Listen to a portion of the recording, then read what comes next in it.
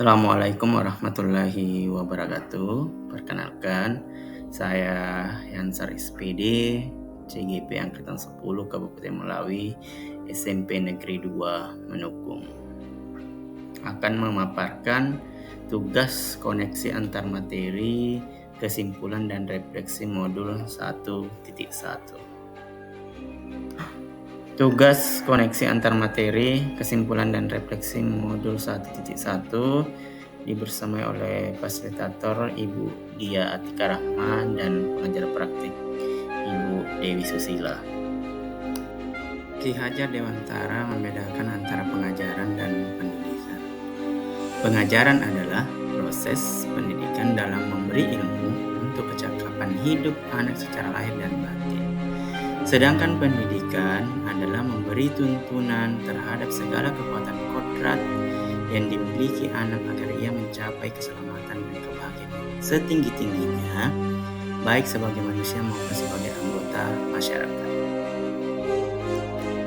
Trilogi pendidikan yang menjadi semboyan pendidikan kita sampai saat ini, Ingarsa Suntulodo, Ingmadya Mangkarsa, Tuturi Handayani, yang punya arti bahwa Ingarsa Suntulodo di depan menjadi teladan, Ingmadya Mangkarsa di tengah membangun motivasi, dan Tuturi Handayani yaitu di belakang memberi dorongan.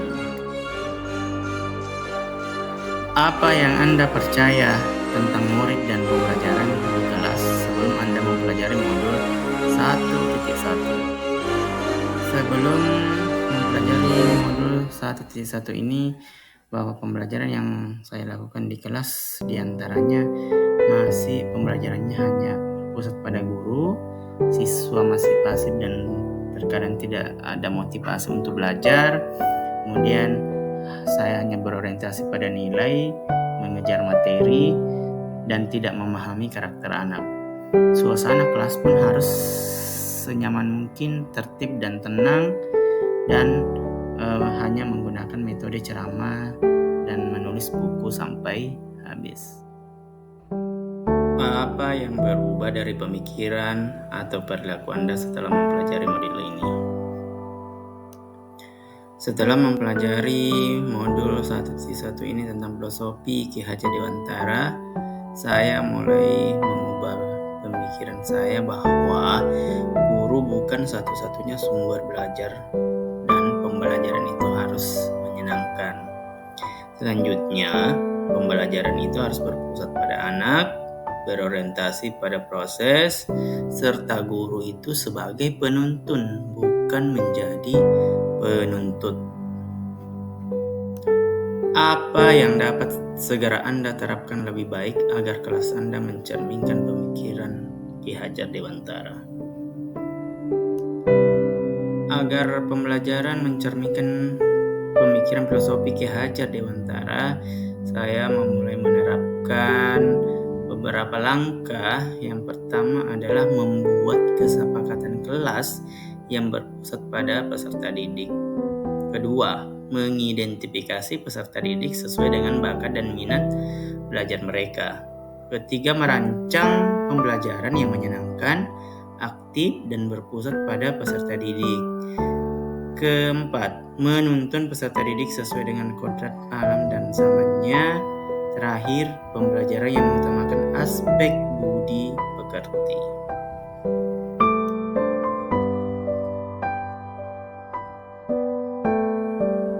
Kesimpulan yang bisa saya sampaikan bahwa pendidikan sebagai proses pembebasan. Artinya apa?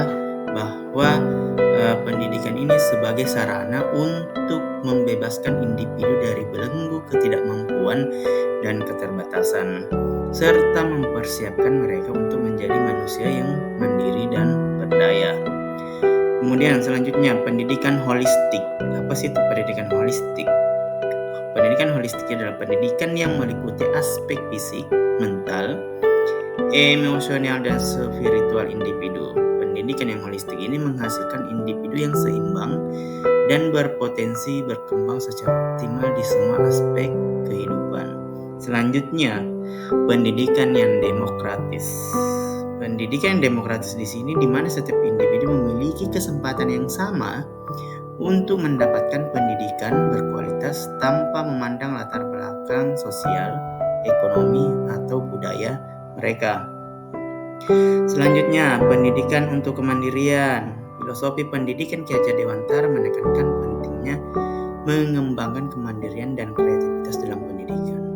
Tujuannya adalah untuk melatih individu agar mampu berpikir kritis, mandiri, dan mampu menghadapi tantangan serta mengambil inisiatif dalam kehidupan mereka. Selanjutnya, pendidikan yang nasionalis. Apa sih itu pendidikan nasionalis?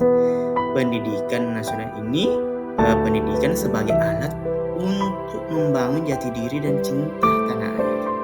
Melalui pendidikan, individu diharapkan dapat memahami dan menghargai budaya serta nilai-nilai bangsa mereka. Dengan demikian, filosofi pendidikan Ki Hajar Dewantara tidak hanya mengenai transfer pengetahuan saja, tetapi juga pembentukan karakter dan pengembangan potensi individu secara menyeluruh. Serta pendidikan itu menuntun anak sesuai dengan kodratnya. Itulah tadi beberapa refleksi dan kesimpulan yang saya sampaikan. Lebih dan kurangnya saya minta maaf. Terima kasih.